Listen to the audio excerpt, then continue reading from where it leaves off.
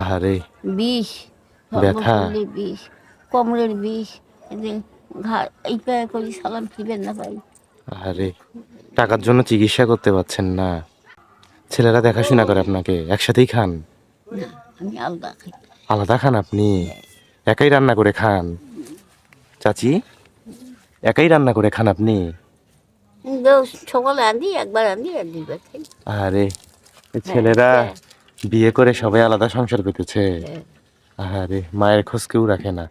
এই মা এক সময় ছেলে মেয়েদেরকে ছোট থেকে বড় করেছে, কত কষ্ট করে মানুষ করেছে ভালোবাসা দিয়ে। এই খেতা আছে না, কাঁথা গায়ে দেন? কম্বল আছে, কম্বল নিয়ে দেয় না মুখ, আহারে মুখ দেয় না কম্বল। মানুষের কষ্ট। হ্যাঁ, ঠিক আছে, ভালো থাকবেন। হ্যাঁ, আসি, আসসালামু আলাইকুম। বলা গ্রামের এক কোণে ছোট্ট কুঁড়ে ঘরে সেখানে বাস করেন এক বৃদ্ধা মা। বয়স তার 85।